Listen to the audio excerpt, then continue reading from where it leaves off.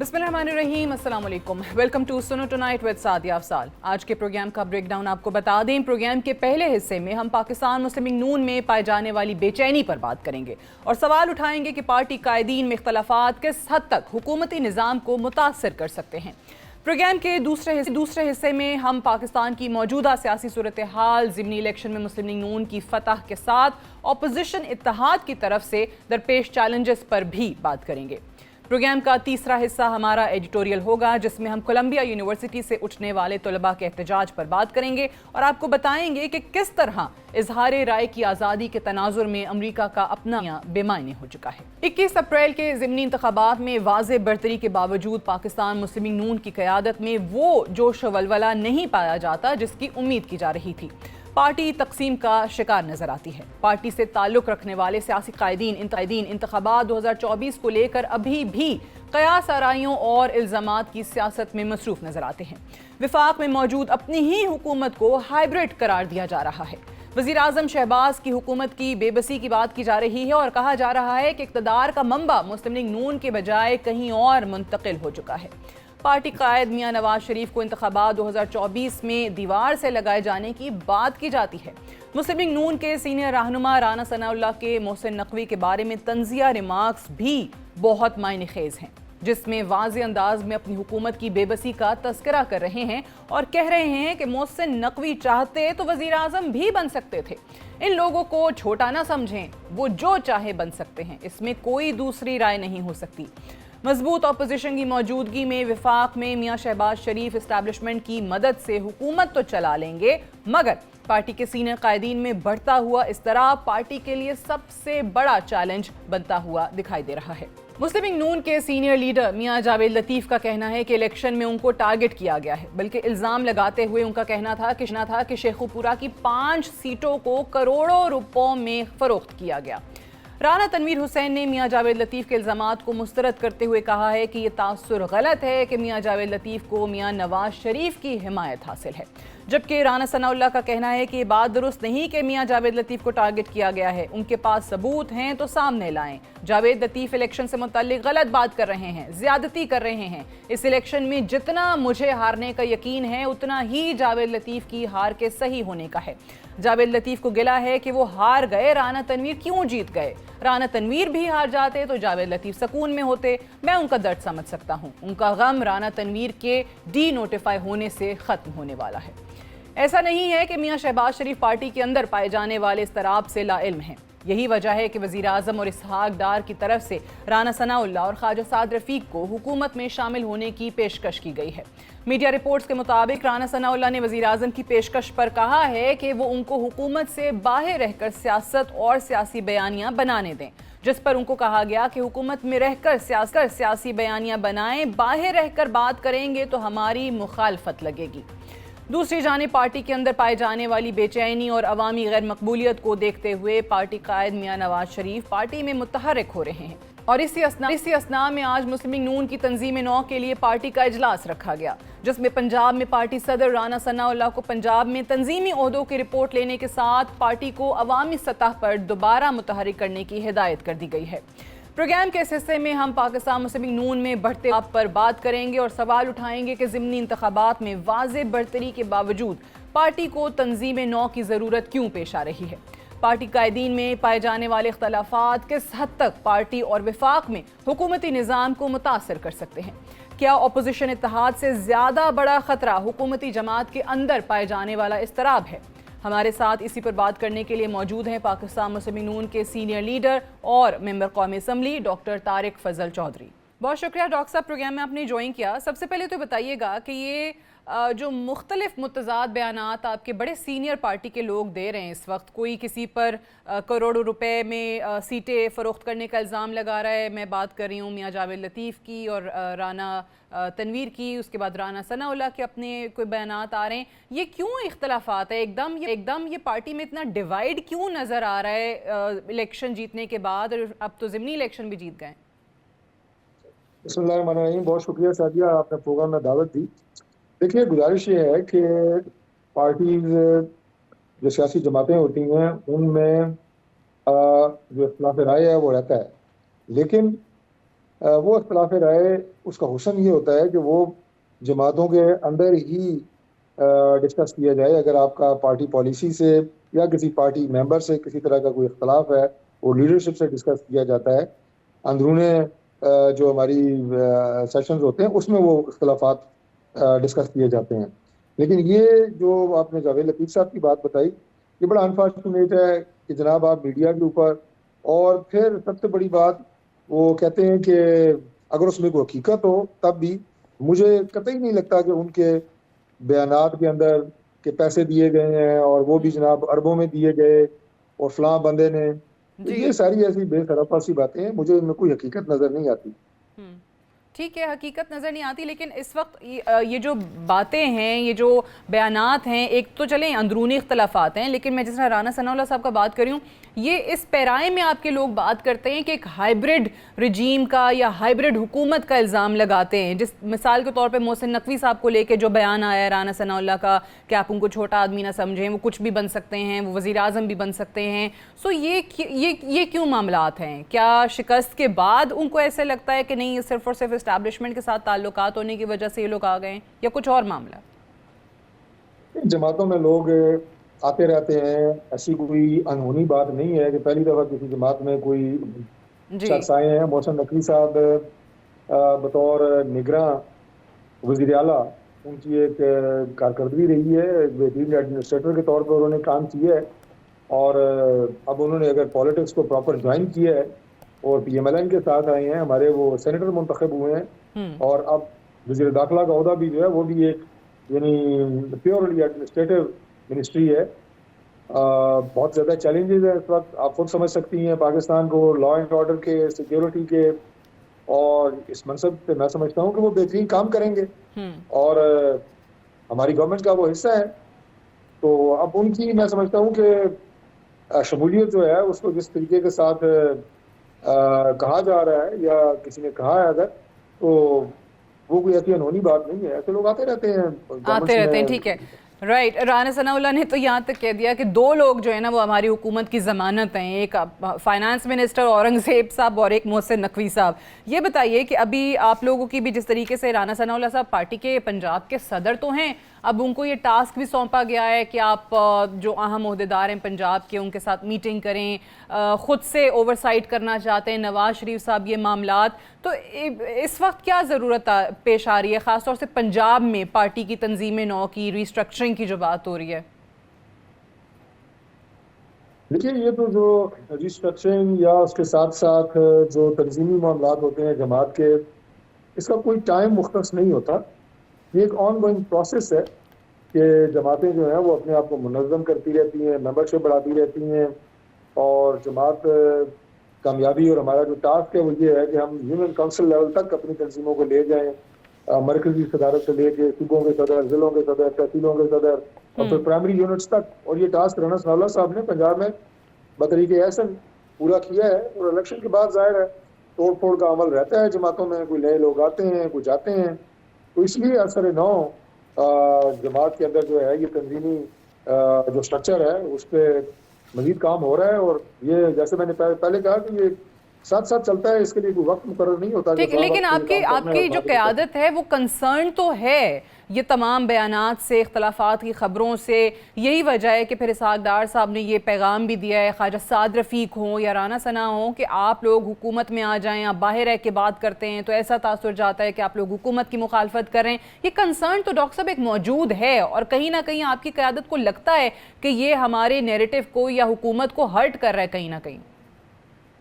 جماعت کے اندر جس طرح کہ آپ نے پہلے میں جواب دے چکا ہوں، جس طرح کے بھی کسی کو کنسرن ہے سسٹم سے ہیں، گورنمنٹ سے ہیں، گورنمنٹ کی پرفارمنس سے ہیں. اب ظاہر ہے ہمارے جو سیاسی مخالفین ہیں وہ تو آپ کی ایک ایک پالیسی یا ایک ایک عمل کو انہوں نے تو تنقید کا نشانہ بنانا ہی ہے، لیکن اپنے جو ممبرز ہوتے ہیں ان کی جو رائے ہوتی ہے ظاہر ہے اس کی بھی بڑی اہمیت ہوتی ہے. اور اس رائے کا اظہار آپ جو ہماری سیاسی مخالفین ہیں ان کی طرح آپ میڈیا پہ اور ٹاک شوز میں نہیں کر سکتے. اس کا ایک ڈسپلن ہے، آپ ضرور کریں. زندہ جماعت وہی ہوتی ہے جس میں اختلاف رائے ہوتا ہے، جمہوری جماعت بھی وہی ہوتی ہے کہ جس میں ڈفرینس آف اوپینین موجود ہوتا ہے، لیکن دیر از اے سرٹن وے، اس کا طریقہ کار ہے، اسی کے اندر رہنا چاہیے. رائٹ. ابھی آپ کے جو مخالف جماعتیں ہیں اور خاص طور سے جو 6 جماعتوں کا ایک اتحاد ہوا ہے آپ لوگوں کے خلاف تحریک کا، وہ تحریک چل بھی رہی ہے، اس کا آغاز بھی ہمیں نظر آ رہا ہے. آپ ابھی تک اس سے اختلاف کر سکتے ہیں کہ اس کی انٹینسٹی کیا ہے یا حکومت کو اس سے کیا مسائل ہو سکتے ہیں، لیکن جب خاص طور سے ایک صوبے کے وزیر اعلیٰ علی امین گنڈاپور صاحب یہ بات کرتے ہیں، اسلام آباد پہ چڑھائی کی بات کرتے ہیں، سو آپ لوگ کیا سمجھتے ہیں حکومت کس طریقے سے ٹیکل کرے گی یہ معاملات؟ ماضی میں بھی ہم دیکھ چکے ہیں جب پرویز خٹک صاحب اٹک تک پہنچے تھے. جی آپ نے بالکل صحیح کہا کہ ماضی میں بھی یہ ساری جو چھلانگیں ہیں اپوزیشن کی، کلا بازیاں ہیں، سمر سالٹس ہیں، یہ ہم دیکھتے رہے ہیں، اور اگر اس سے کچھ نہیں نکلا تو انشاءاللہ ایسے بھی کچھ نہیں نکلے گا. بالکل یہ بات طے ہے کہ حکومت نے اپنا کام کرنا ہے، بڑی دلجمی سے کرنا ہے. پاکستان اس وقت نئے تجربات کا، کسی طرح کی جو آپ یہ کہیں کہ جو سسٹم ہے اس کو ڈیریل کرنا، اس کے خلاف اس طرح کی مظاہروں سے شہر بند کرنا، سڑکیں بند کرنا، احتجاج کرنا، اس کا متحمل نہیں ہو سکتا ہے. بالکل یہ آئینی حق ہے اپوزیشن کا یا سیاسی جماعتوں کا جو پروٹیسٹ کریں، لیکن اگر پروٹیسٹ کی شکل آپ کسی شہر پہ حملے کی شکل میں چاہتے ہیں کہ وہ پروٹیسٹ نہیں ہے. اس طرح کے حملوں کی، اس طرح کے بلووں کی بالکل اجازت نہیں دی جائے گی، اور اس سے پہلے بھی ہم نبٹتے رہے ہیں، ان سے آگے بھی نبٹتے رہیں گے. بٹ کس طریقے، ٹھیک ہے بالکل صحیح ہے، کس طریقے سے؟ میں بار بار اس لیے پوچھ رہی ہوں کہ پروونشل اور ہم جب فیڈرل گورنمنٹ کی بات کرتے ہیں تو کوئی آلریڈی بہت اچھا ریلیشن شپ ہمیں نظر نہیں آتا ہے. ایک ورکنگ ریلیشن شپ جو ہونا چاہیے، دو مختلف جماعتیں ہی چاہے کیوں نہ حکومت رن کر رہی ہوں، لیکن وہ ابھی تک نہیں بن پا رہا ہے. اور اگر ہم دیکھیں یہ جو تحریک بھی چل رہی ہے، اس کا انجام آپ لوگوں کی نظر میں، جو آپ لوگوں کے ایک رائے سامنے آتی ہے کہ جو ہماری انویسٹمنٹ آ رہی ہے، آئی ایم ایف کے معاملات ہیں، جو ہم بزنس انیشیٹیوز لینا چاہتے ہیں، تو آپ کو لگتا ہے کہ اس میں کہیں نہ کہیں رکاوٹ کھڑا کرنا ہی مقصد ہے اور کچھ نہیں؟ جی بالکل یہی بات ہے جی، کیونکہ جو اس وقت ٹیم اتحادی حکومت کی شکل میں تشکیل پا چکی ہے، اپوزیشن کبھی بھی یہ نہیں چاہے گی کہ یہ گورنمنٹ جو ہے یہ کامیاب ہو.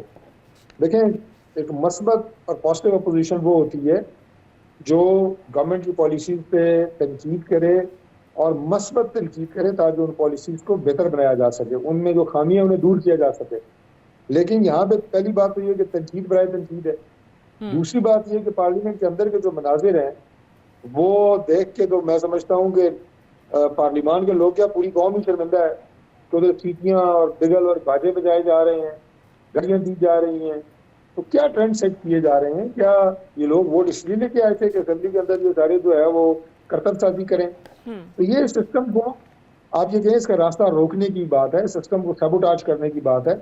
لیکن یہ ایسے بدنصیب لوگ ہیں کہ یہ گورنمنٹ کو اگر اس طرح ڈیریل کرنے کی کوشش کریں گے اور اس طرح کے کنڈے اپنائیں گے، اس سے نقصان ملک کا ہوگا. ٹھیک ہے، اس سے جو نقصان ہے وہ گورنمنٹ کا ہوگا تو ہوگا، لیکن چلیں اگر یہ دھرنے دے کے یا جلسے کر کے یا تحریک چلا کے ریلی سڑکوں پر آ کے آپ کی حکومت کو تو کوئی نقصان اگر نہیں پہنچا سکتے تو وہ اپنی جگہ پہ، کہ آپ کو لگتا ہے کہ اپوزیشن سے خطرہ نہیں ہوگا، ملک کو زیادہ نقصان یہ لوگ پہنچائیں گے. رانا ثناء اللہ تو 2 لوگوں کا نام لے کے کہتے ہیں ہماری حکومت کی گارنٹی ہے. میں اگر آپ سے پوچھ سکوں آپ کی حکومت کے اور خاص طور سے اس کے چلنے کے، اس کی مدت پوری ہونے کے، اس کے کامیاب ہونے کی ضمانت آپ کی نظر میں کیا ہے؟ دیکھیں جی میری نظر میں پاکستان کا آئین ہے، انشاءاللہ تعالی حکومت 5 سال چلے گی، پاکستان کے مسائل حل ہوں گے، ملک میں جو افراتفری ہے یہ کنٹرول ہوگی، پولیٹیکل سٹیبلٹی آئے گی، انویسٹمنٹ آئے گی، معیشت بہتر ہوگی، لا اینڈ آرڈر ٹھیک ہوگا، دہشت گردی کا خاتمہ ہوگا. اس سے پہلے یہ سارے کام ہم نے ایک نہیں کئی دفعہ کیے ہیں، PMLN نے کیے ہیں، اور آپ باقی دیگر جماعتیں بھی ہمارے ساتھ ہیں، اتحادیوں کو ساتھ لے کے چلیں گے. یہ انشاءاللہ تعالی حکومت چلے گی. اور ضمانت جو ہوتی ہے یہ آئین ہوتا ہے، اللہ کی ذات ہوتی ہے کسی بھی گورنمنٹ کی، کسی بھی بندے کی. مجھے اب چونکہ آپ نے 2 دفعہ یہ سوال کیا ہے تو میں یہ عرض کروں گا کہ مجھے نہیں پتا رانا ثناء صاحب نے، جو کہ میرے بہت ہی قابل احترام ہے، کس کانٹیکسٹ میں یہ بات کی ہے. لیکن اور سب سے بڑی ضمانت جو ہوتی ہے یہ بھی میں آپ کو ایک عرض کر دوں، وہ آپ کی کارکردگی ہوتی ہے جی. اگر آپ نالائق ثابت ہو تو پھر آپ کی حکومت کو کوئی نہیں بچا سکتا. اس لیے اگر ہم نے کام کیا، پاکستان کو ٹھیک کیا، معاملات ٹھیک کیے، تو یہ 5 سال کیا، یہ تو 20 سال چلے گی، آپ فکر نہ کریں. चलें, बिल्कुल ठीक है। डॉक्टर तारिक फजल चौधरी साहब, thank you very much for joining us on the show. Will take a break here, stay tuned. Welcome back. एक तरफ विफाक में पाकिस्तान मुस्लिम लीग नून की हुकूमत को पार्टी के अपने कायदीन की तरफ से हाइब्रिड हुकूमत करार दिया जा रहा है, दूसरी तरफ पाकिस्तान तहरीक इंसाफ की तरफ से एक बार फिर एहतजाज, धरनों और विफाक पर धावे की बाज़गश्त सुनाई दे रही है। गुज़श्ता रोज़ पाकिस्तान तहरीक इंसाफ के यौम तासीस की तकरीब से खिताब के दौरान वज़ीर आला खैबर पख्तूनख्वा अली अमीन गंडापुर एक बार फिर उस वक्त खबरों की जीनत बने जब उन्होंने विफाक को ललकारते हुए कहा कि अगर आने वाले दिनों में हक ना मिला तो फिर खैबर पख्तूनख्वा निकलेगा, और अगर खैबर पख्तूनख्वा निकलेगा तो वो बानी पीटीआई को रिहा करवा कर ही जाएगा। कोई ताकत हमें बानी पीटीआई से दूर नहीं कर सकती। 8 फरवरी के बाद 21 अप्रैल को दोबारा हरकत की गई है। सब सुन लो, बानी पीटीआई को माइनस कोई नहीं कर सकता। वज़ीर आला खैबर पख्तूनख्वा को जवाब देते हुए पाकिस्तान मुस्लिम लीग नून के लीडर ख्वाजा साद रफीक की तरफ से वज़ीर आला की जानिब से इस्लामाबाद पर धावे की धमकी को निहायत संगीन मामला करार देते हुए उनका कहना था कि खैबर पख्तूनख्वा की हुकूमत माजी में भी विफाक पर हमले करती रही है, लेकिन नतीजा इंतशार, नफरत और मौशी तबाही में बढ़ावे के सिवा कुछ नहीं निकला। इस बार भी इस्लामाबाद पर चढ़ाई और कब्जा करने आए तो बतौर वज़ीर आला वापसी नामुमकिन हो जाएगी। प्रोग्राम के इस हिस्से में हम सवाल उठाएंगे कि 9 मई के जला वाक़यात के बाद क्या विफाक पर धावा बोलना मुमकिन हो सकेगा? क्या बानी रहनुमा की अदम मौजूदगी में हुकूमत मुखालिफ तहरीक मुमकिन हो सकेगी? क्या मुल्क की दोनों बड़ी जमातों में -1 हो चुका है? इसी पर बात करने के लिए हमारे साथ मौजूद हैं सीनियर सहाफ़ी और तज्ज़ियाकार आमिल रियास राना और अतहर काज़मी। बहुत बहुत शुक्रिया आप दोनों का। Athar, I start with you. पहले तो बताइएगा कि ये जो तहरीक या तहरीक और एक मूवमेंट पाकिस्तान तहरीक इंसाफ इस वक्त बनाने की कोशिश कर रही है, ये इसकी कोई डायरेक्शन है, इसका कोई मकसद है? क्योंकि अभी तक तो हम जितने भी रहनुमाओं के बयानात देखते हैं उनमें तजाद है, गाद है, इख्तलाफात हैं।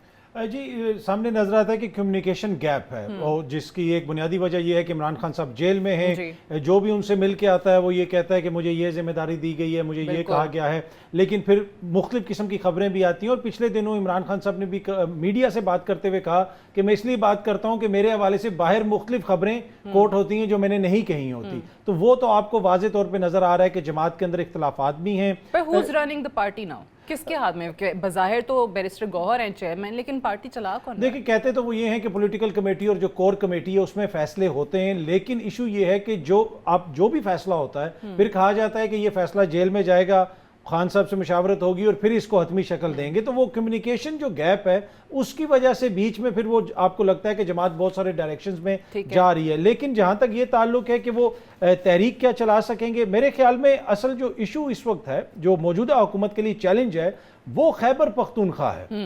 खैबर पख्तूनख्वा में अगर अली अमीन गंडापुर साहब की जुबान इतनी सख्त हुई है तो वो ये नहीं है कि वो उनके ऊपर उधर अवाम का प्रेशर है और वहां का एक माहौल डिफरेंट किस्म का है। तो मेरे ख्याल में अगर वो वहां से कोई तहरीक चलाना चाहें और वहां से वो अटक तक आना चाहें, उनको किसने रोकना है? उनकी अपनी वहां पे हुकूमत है। तो बड़ा चैलेंज ये होगा कि जहां पे एक तरफ हुकूमत कह रही है कि मुल्क में सरमायाकारी आए, मुल्क में माहौल सियासी बेहतर हो, बिजनेसमैन कह रहे हैं कि आप अडियाला वाले से बात करें, तो अगर वहां पे एक वजीर आला, एक इकाई का चीफ एग्जीक्यूटिव कह रहा है कि मैं आके इस्लामाबाद पे कब्जा कर लूंगा, देना मेरे ऊपर मुकदमा कर लो, लेकिन एक बात बताएं, आपको याद होगा शुरू में इनकी बड़ी ऐसे ही सख्त जबान थी, दरमियान में जब इनकी मुलाकात हो गई वजीर आजम से, मोहसिन नकवी साहब से, फिर ये थोड़े से मामला ठंडे हुए, फिर जेल में बैठे खान साहब का बयान आ गया, उसके बाद गंडापुर साहब ने वापस वही थोड़ा अग्रेसिव रवैया इख्तियार कर लिया। तो ये खान साहब की तरफ से कोई इंस्ट्रक्शंस हैं उनको?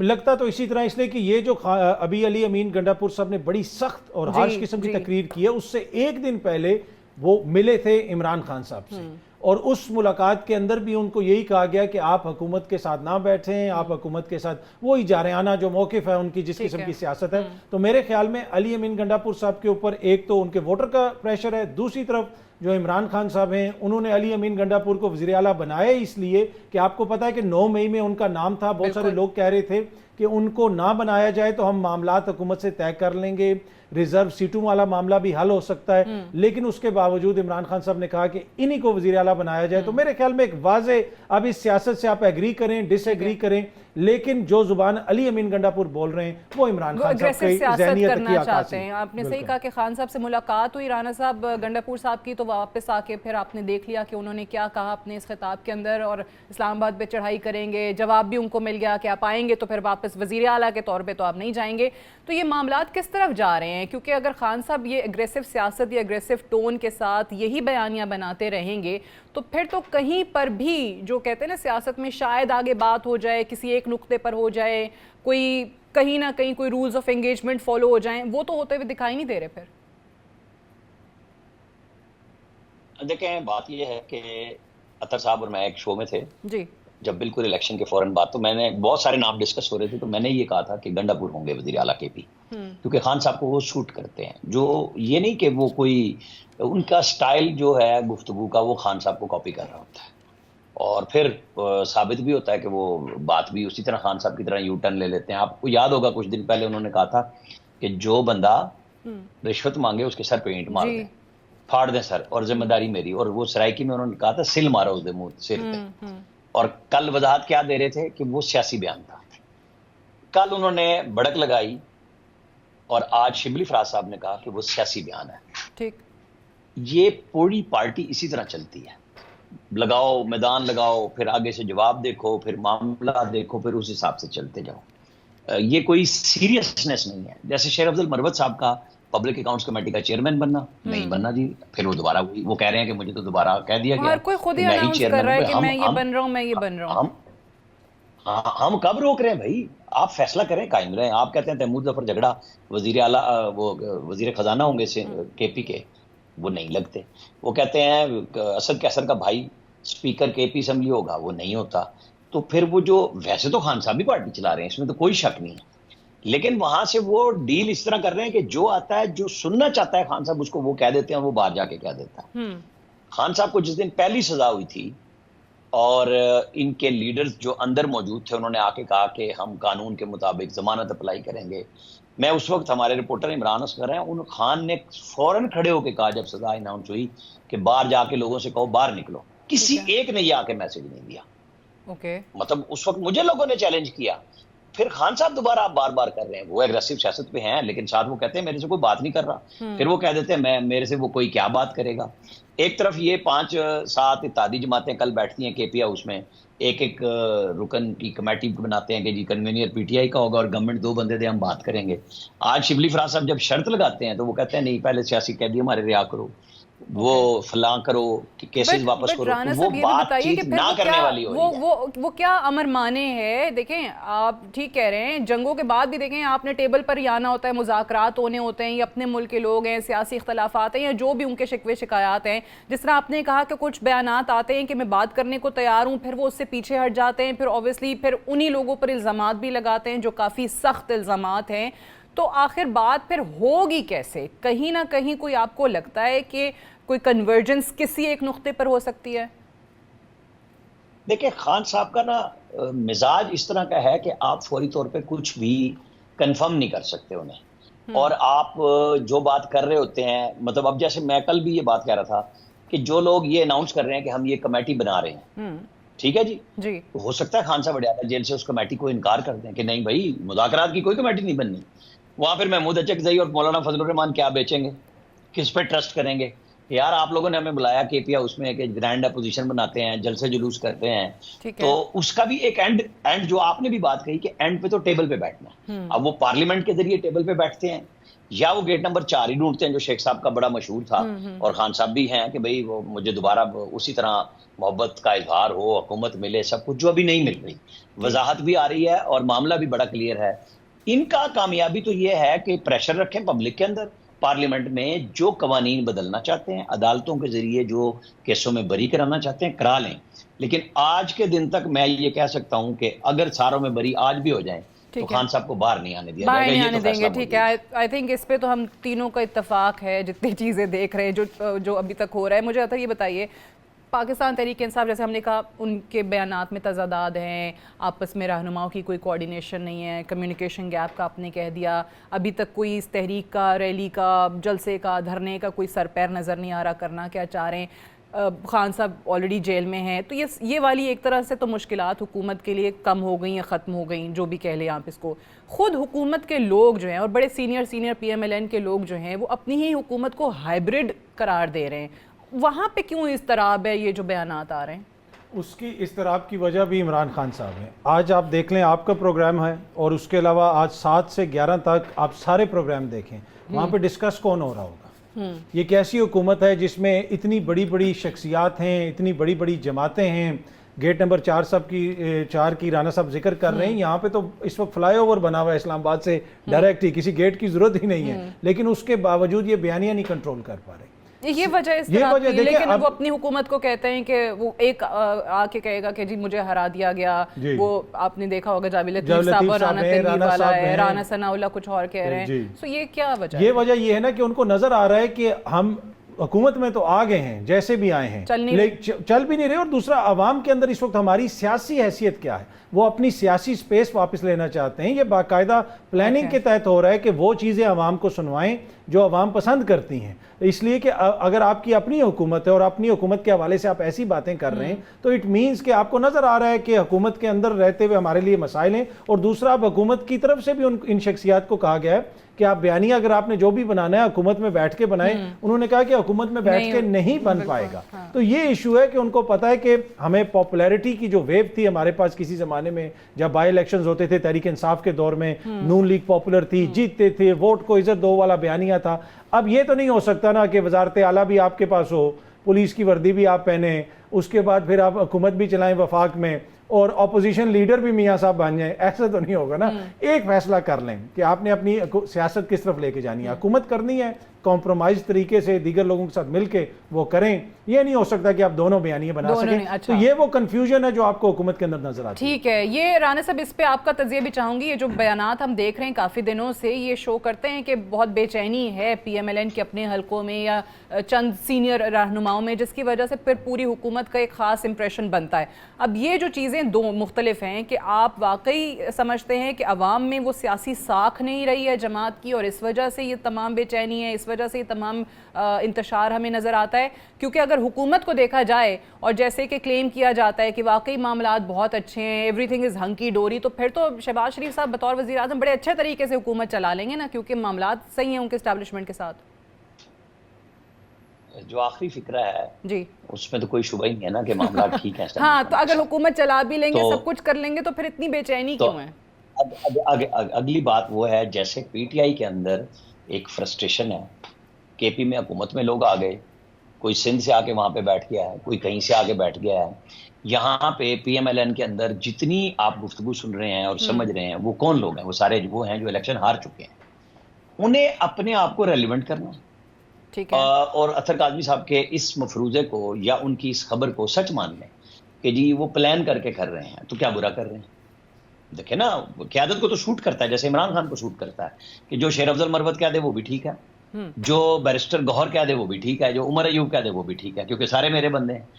نواز شریف کے تو سارے ہی ہیں نا, بیٹی وزیر اعلیٰ ہے, بھائی وزیر اعظم ہے, اور رانا ثناء اللہ بول رہے ہیں, جاوید لطیف بول رہے ہیں. ذرا کھلم کھلا تو یہ 2-3 لوگ ہی بول رہے ہیں نا, جو خرم دستگیر کبھی کبھار آ کے ٹچ لگا دیتے ہیں, کوئی چوکا چکا لگایا اور پھر سائڈ پہ چلے گئے. لیکن یہ سارے وہ لوگ ہیں جو الیکشن ہار گئے. ان کا بیانیہ بالکل دوسروں سے ہٹ کے ہے, کیونکہ انہیں بھی اپنے لوگوں کو جواب دینا ہے. اب ان کے اندر بھی آپس میں ڈفرنٹ ہے. دیکھیں کہ جاوید لطیف کہتے ہیں 90 کروڑ دے کے, وہ کہتے ہیں جی یہ 90 روپے نہ دے رانا تنویر حسین, جس پہ الزام لگا رہا ہے جاوید لطیف کہ وہ کسی کو, اور وہ کہتے ہیں میں ہارا ہوں, میں ہار گیا ہوں, جو بھی ہے فیصلہ آباد میں. اب یہ بیانیہ کی جنگ ہمیشہ سے ہر پارٹی میں رہتی ہے, اس کو آپ یہ نہیں کر سکتے. اب ان کے یہاں تو ہو رہا ہے نا, یہ بات بھی آ رہی ہے سامنے کہ میں بھی 11 تاریخ کو نواز شریف پارٹی کے صدر ہی ہو جائیں. وہ 11 کو انہوں نے مرکزی کونسل کا اجلاس بھی بلا لیا ہے, پنجاب کی کل میٹنگ ہو رہی ہے. تو ٹھیک ہے, انہیں اپنی پارٹی کو زندہ رکھنے کا رائٹ نہیں ہے, جیسے عمران خان کو ہے کہ جی وہ کہتے ہیں کہ پارلیمنٹ میں بھی کرو بات چیت, کمیٹیوں پہ بھی لڑ پڑو آپس میں بے شک, اور پسند موقع کے لیے وزیر اعلیٰ کو بھی رکھو. ون لائنر آپ سے بھی اور اطہر کاظمی صاحب سے بھی ایک چیز پہ ضرور چاہوں گی کہ اس وقت دونوں طرف سے اگر دیکھا جائے, نواز شریف صاحب و خان صاحب ہوں, دونوں بڑی جماعتوں میں کیا -1 ہو گیا رانا صاحب؟ دیکھیں اگر ٹیکنیکلی آپ کہہ رہی ہیں تو عمران خان نے تو الیکشن نہیں لڑا اور نواز شریف نے اپنے بھائی کو وزیر اعظم خود نامزد کیا ہے. ٹھیک ہے. اور وہ جس دن چاہیں گے جو چاہیں گے وہ ریلیونٹ ہیں مزید ہو جائیں گے, لیکن انہوں نے فوکس کیا مریم نواز کے اوپر. انہوں نے اپنی وراثت سیاسی طور پہ مریم نواز کے حوالے کیا, وہ اسی کو مضبوط کرنے لگے. میرا نہیں خیال مائنس آپ کو صرف عوام کر سکتی ہے, نہ میاں صاحب مائنس ہو سکتے ہیں نہ خان صاحب مائنس ہو سکتے ہیں. خواہش ہو سکتی ہے لوگوں کی ہو جائیں پر ہوگا نہیں. Right. Athar Kazmi Saab, Amir Ilyas Rana, very much for joining us on the show. We'll take a break here. Stay tuned. Freedom of speech یا اظہار رائے کی آزادی کہنے اور سننے کو بہت مہذب اور خوشگوار معلوم ہوتی ہے. گزشتہ کئی دہائیوں سے ترقی یافتہ اور مغربی ممالک پاکستان جیسے غریب اور ترقی پذیر ممالک کو اظہار رائے کی آزادی اور انسانی حقوق کی خلاف ورزیوں پر لیکچر دیتے ہوئے نظر آئے ہیں. ہم میں سے بہت سے لوگ آج بھی خواہش کرتے ہیں کہ کسی طرح مغربی ممالک چاہے امریکہ, کینیڈا یا یورپ, ہم وہاں مستقل طور پر آباد ہو سکیں, سیٹل ہو جائیں تاکہ ہمارے بچوں کو پڑھائی کے بہتر مواقع مل سکیں اور مستقبل روشن ہو سکے. جیسا ہم سوچتے تھے یا ہم دیکھتے تھے, حقیقت اس کے بالکل برعکس ہے. گزشتہ 6 ماہ سے جاری اسرائیلی نسل کشی کی کارروائیوں سے مغرب اور امریکہ کے زیر سایہ چلنے والے مہذب معاشرے کے 2 پہلو ہمارے سامنے کھل کر آتے ہیں. پہلا مثبت اور دوسرا انتہائی منفی پہلو, جس نے ہم سب کی آنکھیں مکمل طور پر کھول دی ہیں. مثبت پہلو: مغربی معاشرہ آج بھی اپنے شہریوں میں ذمہ داری کا احساس, اچھے برے کی پہچان اور ظلم کے خلاف اپنی آواز بلند کرنے کی اہمیت کو اجاگر کرتا ہے. منفی پہلو: مغربی ممالک, ان کے حکمران اور ریاستی ادارے گزشتہ کئی دہائیوں سے ذمہ داری اور اظہار رائے کا درس دے رہے تھے, وہ بس ایک ڈھونگ تھا. کہتے ہیں کہ ہاتھی کے دانت کھانے کے اور دکھانے کے اور. آج امریکی سرکار اپنے ہی ملک میں اظہار رائے کو کچلنے کی مکمل کوشش کر رہی ہے, مگر باشعور عوام ان کے راستے میں کھڑے ہونے کی کوشش کر رہے ہیں. گزشتہ 6 ماہ کی میڈیا رپورٹس کو اگر دیکھا جائے تو ہمیں معلوم ہوگا کہ امریکہ کے اندر غزہ میں سیز فائر کی حمایت اور اسرائیل کو سپورٹ کرنے والی کمپنیوں کے خلاف ایک نئی مہم کا آغاز ہو چکا ہے. اور سب سے اہم بات, اس مہم میں امریکہ میں پروان چڑھنے والی نوجوان نسل بڑھ چڑھ کر حصہ لے رہی ہے. ایسا نہیں ہے کہ نوجوان نسل باشعور نہیں ہے. نوجوان نسل کا تعلق اس باشعور طبقے سے ہے جن کے بارے میں کہا جاتا ہے کہ مستقبل میں امریکہ کی باغ ڈور سنبھالیں گے. اسرائیلی نسل کشی کے خلاف نئی تحریک کا آغاز امریکہ کے سب سے اہم اعلیٰ تعلیمی ادارے کولمبیا یونیورسٹی نیو یارک سے شروع ہو چکا ہے.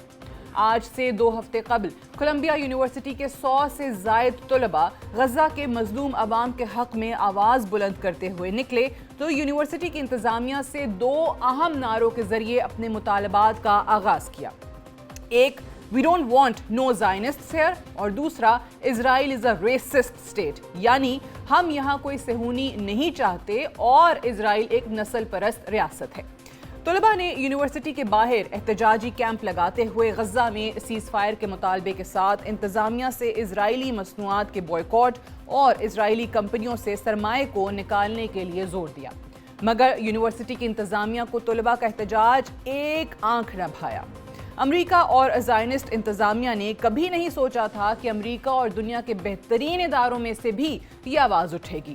کولمبیا یونیورسٹی کے صدر منوج شفیق کو یونیورسٹی کے احتجاج کرنے والے طلباء اور ان کے مطالبات پسند نہیں آئے اور اسرائیلی لابی کے دباؤ میں یونیورسٹی کے صدر نے پولیس کو طلب کرتے ہوئے احتجاجی طلباء کو گرفتاری کا حکم دیا، جس کے بعد NYPD یعنی نیو یارک پولیس ڈپارٹمنٹ نے 100 سے زائد پرامن احتجاج کرنے والے طلباء کو یونیورسٹی کی حدود سے گرفتار کر لیا. احتجاج کرنے والے طلباء نے گرفتاری کے دوران کسی قسم کی مزاحمت نہیں کی. دنیا کی سب سے بڑی یونیورسٹی میں پرامن احتجاج کرنے والوں کی آواز بھی برداشت نہیں کی گئی. اظہار رائے کا گلا یونیورسٹی انتظامیہ نے اپنے ہاتھوں سے ہی گھونٹ دیا. کولمبیا یونیورسٹی کی مصری نژاد امریکی صدر کے اقدام کو باشعور حلقوں میں کسی طور پر قدر کی نگاہ سے نہیں دیکھا گیا. ڈاکٹر شفیق کے فیصلے کو امریکن ایسوسی ایشن آف یونیورسٹی پروفیسرز کے کیمپس چیپٹر کی طرف سے شدید تنقید کا نشانہ بناتے ہوئے کہا گیا کہ ہم اپنی صدر اور انتظامیہ پر اعتماد کھو چکے ہیں. اور ہم یونیورسٹی کے تشخص اور روایات کے لیے اپنی آواز اٹھائیں گے اور یونیورسٹی کو بحال کریں گے۔ بات یہاں تک نہ رکی۔ فلسطینی کاز کی حمایت کرنے والے group Bernard teachers colleges faculty نے گریجویشن اور تعلیمی تقریبات کے بوائیکاٹ کا مطالبہ کرتے ہوئے کہا ہے کہ اس وقت تک بوائیکاٹ جاری رکھا جائے جب تک طلباء کو بحال اور اسرائیلی حکومت کی مالی معاونت کو روکا نہیں جاتا۔ گرفتاری کے بعد یونیورسٹی انتظامیہ کی طرف سے طلباء کی یونیورسٹی سے معطلی کا سلسلہ بھی شروع ہو گیا، مگر غزہ کی آواز دبنے کی بجائے پہلے سے زیادہ مؤثر انداز میں اٹھنے لگی۔ یونیورسٹی کی حدود سے 100 سے زائد طلباء کو گرفتار کیا گیا تھا، مگر وہاں اب کئی 100 نئے طلباء اکٹھے ہو چکے ہیں۔ احتجاج میں اب پہلے سے زیادہ تیزی آ چکی ہے۔ کولمبیا یونیورسٹی سے شروع ہونے والا احتجاج امریکہ کے دیگر اعلیٰ تعلیمی اداروں تک جا پہنچا ہے۔ کولمبیا یونیورسٹی کے گرفتار ہونے والے طلباء کے حق میں احتجاج کا آغاز ہو چکا ہے۔ دیگر اعلیٰ تعلیمی اداروں میں Harvard university, ییل university, Stanford university, university of Michigan, university of Texas شامل ہیں۔ گزشتہ 48 گھنٹوں کے دوران 100 سے زائد گرفتاریاں کیلیفورنیا اور ٹیکساس میں بھی ہو چکی ہیں۔ امریکی معاشرہ آج بھی ہم سے بہتر ہے۔ امریکی معاشرہ اعلیٰ اقدار کا مظاہرہ کرتے ہوئے مظلوم فلسطینیوں کے حق اور زائنسٹ ریاست کے خلاف آواز اٹھا رہا ہے۔ نئی نوجوان نسل ہم سب کے لیے امید کی ایک کرن بن رہی ہے، مگر دوسری طرف امریکہ کی زائنسٹ انتظامیہ اور کولمبیا یونیورسٹی کے صدر کی طرح کے زائنسٹ آج بھی ظلم کے خلاف اٹھنے والی آواز کو دبانے کی کوشش کر رہے ہیں۔ کاش ہم بھی کوئی بوائیکاٹ مہم چلا سکیں اور ہمارے طلباء بھی باشعور ہونے کے ساتھ فلسطینی عوام کے حق میں آواز اٹھا سکیں۔ That's all for tonight. Good night and Allah Hafiz.